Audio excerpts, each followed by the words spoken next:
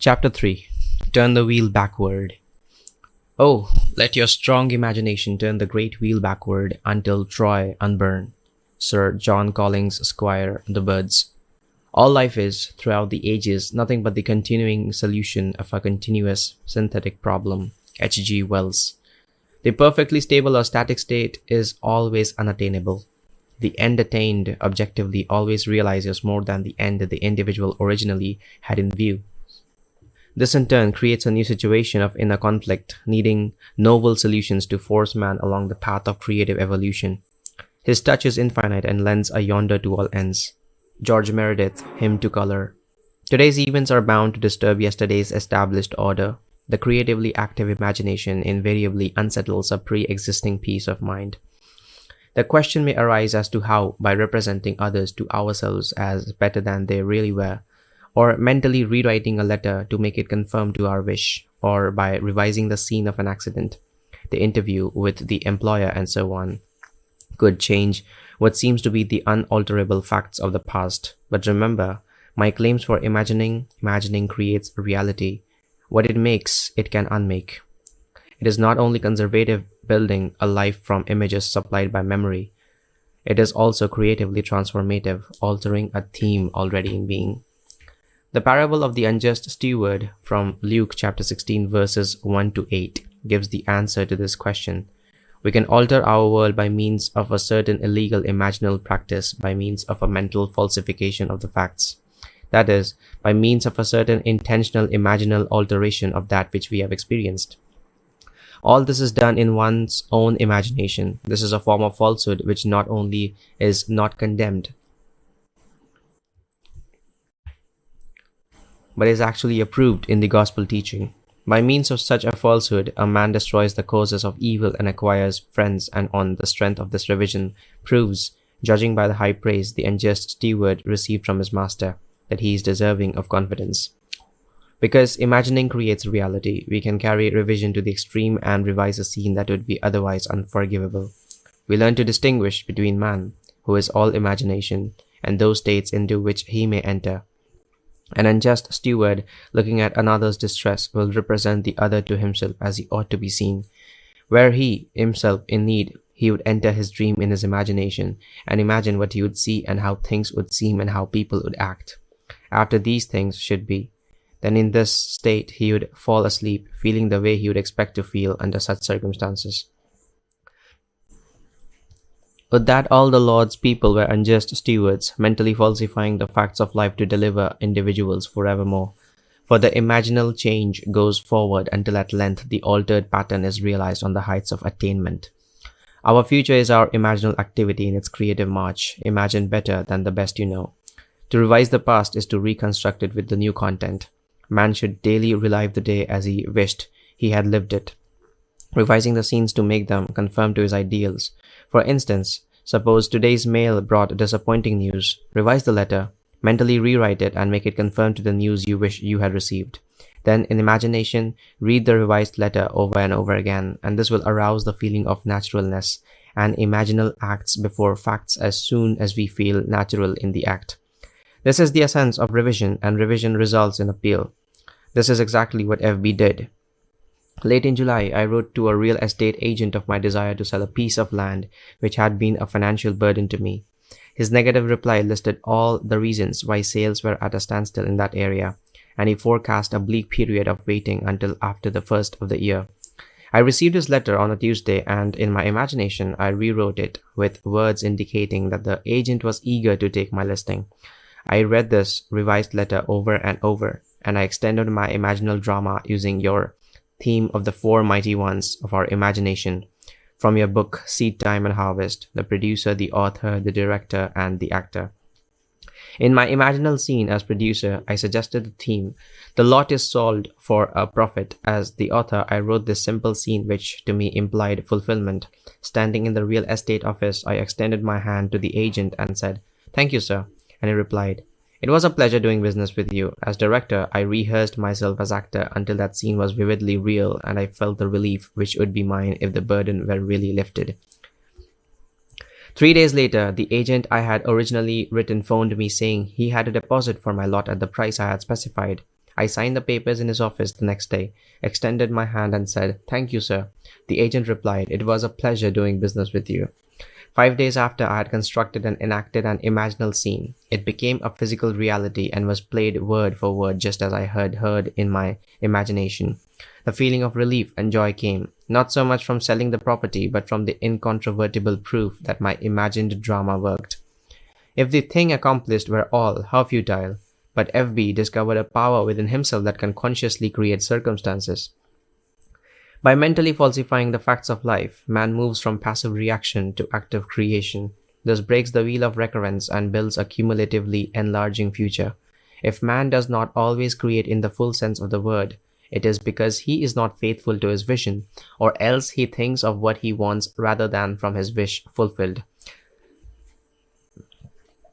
Man is such an extraordinary synthesis, partly tied by his senses, and partly free to dream that his internal conflicts are perennial. The state of conflict in the individual is expressed in society. Life is a romantic adventure. To live creatively, imagining novel solutions to ever more complex problems is far nobler than to restrain or kill out desire. All that is desired can be imagined into existence. Wouldst thou be in a dream and yet not sleep? John Bunyan, The Pilgrim's Progress. Try to revise your day every night before falling asleep. Try to visualize clearly and enter into the revised scene, which would be the imaginal solution of your problem.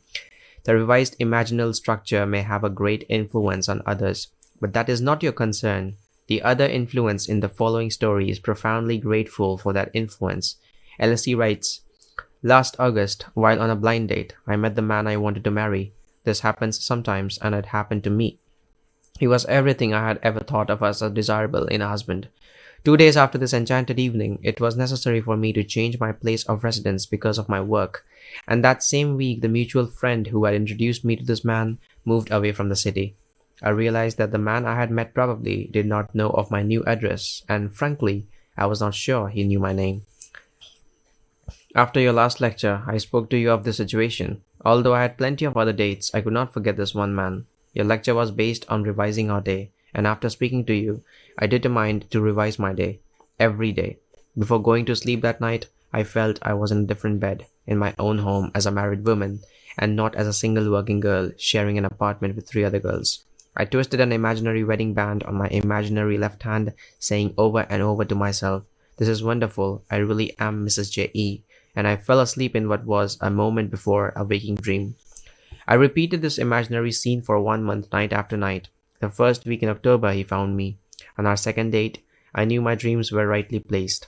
Your teaching tells us to live in the end of our desire until that desire becomes fact. So although I did not know how he felt toward me, I continued, night after night, living in the feeling of my dream realized. The results? In November, he proposed. In January, we announced our engagement, and the following May, we were married. The loveliest part of it all, however, is that I am happier than I ever dreamed possible, and I know in my heart he is too. Mrs. J.E. By using her imagination radically instead of conservatively, by building her world out of pure dreams of fancy, rather than using images supplied by memory, she brought about the fulfillment of her dream. Common sense would have used images supplied by her memory and thereby perpetuated the fact of lack in her life. Imagination created what she desired out of a dream of fancy. Everyone must live wholly on the level of imagination, and must be consciously and deliberately undertaken. Lovers and madmen have such seething brains, such shaping fantasies that apprehend more than cool reason overcomprehends. William Shakespeare's A Midsummer Night's Dream. If our time of revision be well spent, we need not worry about results. Our fondest hopes will be realized. Art thou real, earth? Am I? In whose dream do we exist? Approx Frank Kendon, The Timepiece. There is no inevitable permanence in anything. Both past and present continue to exist only because they are sustained by imagining on some level or other. And a radical transformation of life is always possible by man revising the undesirable part of it.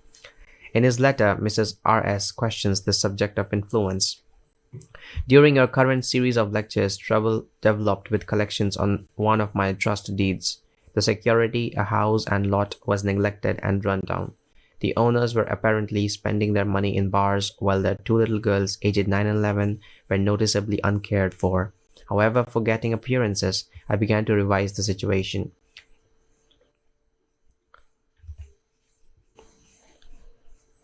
In my imagination, I drove my wife past the property and said to her, "Isn't the yard beautiful? It's so neat and well cared for. Those people really show their love for their home. This is one trust deed we will never have to worry about." I would see the house and lot as I wanted to see it. A place so lovely. It gave me a warm glow of pleasure. Every time the thought of this property came to me, I repeated my imaginal scene. After I had been practicing this revision for some time, the woman who lived in the house had an automobile accident. While she was in the hospital, her husband disappeared. The children were cared for by neighbors, and I was tempted to visit the mother in the hospital to reassure her of assistance, if necessary. But how could I, when my imaginary scene implied that she and her family were happy, successful, and obviously contented? So I did nothing but my daily revision. A short while after leaving the hospital, the woman and her two daughters disappeared also. Payments were sent in on the property, and a few months later, she reappeared with a wedding certificate and a new husband. At this writing, all payments are right up to date. The two little girls are obviously happy and well cared for, and a room has been added to the property by the owners, giving our trust deed additional security. It was mighty nice to solve my problems without threats, unkind words, eviction, or worry about little girls. But there was something in my imagining that sent that woman to the hospital. Any imaginal activity acquiring intensity through our concentrated attention to clarity of the end desired tends to overflow into regions beyond where we are. But we must leave it to take care of such imaginal activity itself. It is marvelously resourceful in adapting and adjusting means to realize itself. Once we think in terms of influence rather than of clarity of the end desired, the effort of imagination becomes an effort of will, and the great art of imagining is perverted into tyranny. The buried past usually lies deeper than our surface mind can plumb. But fortunately for this lady, she remembered and proved that the made past can also be unmade through revision. For 39 years, I had suffered from a weak back. The pain would increase and decrease, but would never leave completely. The condition had progressed to the point where I used medical treatment almost constantly. The doctor would put the hip right for the moment, but the pain simply would not go away. One night I heard you speak of revision and wondered to myself if a condition of almost 40 years could be revised. I had remembered that at the age of 3 or 4 years, I had fallen backward from a very high swing and had been quite ill all that time because of a serious hip injury. From that time, I had never been completely free from pain and had paid many a dollar to alleviate the condition, so to no avail. This year, during the month of August, the pain had become more intense, and one night I decided to test myself and attempt to revise that ancient accident which had been the cause of so much distress and pain and costly medical fees most of my adult life. Many nights passed before I could feel myself back to the age of childhood play, but I succeeded. One night I actually felt myself on that swing, feeling the rush of wind as the swing rose higher and higher. As the swing slowed down, I jumped forward, landing solidly and easily on my feet. In the imaginal action, I ran to my mother and insisted that she come watch what I could do. I did it again, jumping down from the swing and landing safely on my 2 feet. I repeated this imaginal act over and over until I fell asleep in the doing of it. Within 2 days, the pain in my back and hip began to recede, and within 2 months, pain no longer existed for me. A condition that had plagued me for more than 39 years, that had cost a small fortune in an attempted cure, was no more. It is to the pruning shears of revision that we owe our prime fruit. Man and his past are one continuous structure. The structure contains all of the past, which had been conserved and still operates below the threshold of his senses to influence the present and the future of his life. The whole is carrying all of its contents with it. Any alteration of content will result in an alteration in the present and the future. The first act of correction or cure is always revise. If the past can be recreated into the present, so can the revised past, and thus the revised past appears within the very heart of our present life. Not fate, but a revised past brought her good fortune. Make results and accomplishments the crucial test of true imagination, and your confidence in the power of imagination to create reality will grow gradually from your experiments with revision confronted by experience. Only by this process of experiment can you realize the potential power of your awakened and controlled imagination. "How much do you owe my master?" he said. 100 measures of oil. And he said to him, "Take your bill and sit down quickly and write 50. from Luke chapter 16, verse 5 and 6.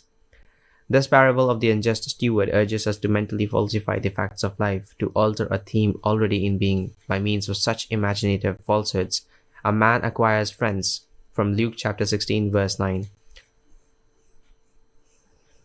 As each day falls, mentally revise the facts of life and make them conform to events well worthy of recall. Tomorrow will take up the altered pattern and go forward until at length it is realized on the heights of attainment.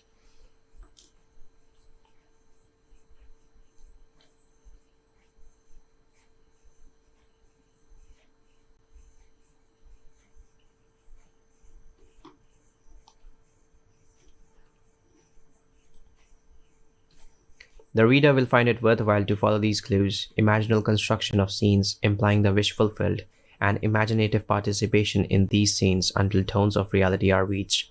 We are dealing with the secret of imagining, in which man is seen awakening into a world completely subject to his imaginative power.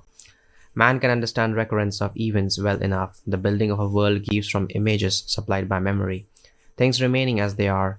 This gives him a sense of security in the stability of things. However, the presence within him of a power which awakens and becomes what it wills, radically changing its forms in environment and the circumstances of life, inspires in him a feeling of insecurity, a dreadful fear of the future. Now it is high time to awake out of sleep, from Romans chapter 13, verse 11, and put an end to all the unlovely creations, a sleeping man.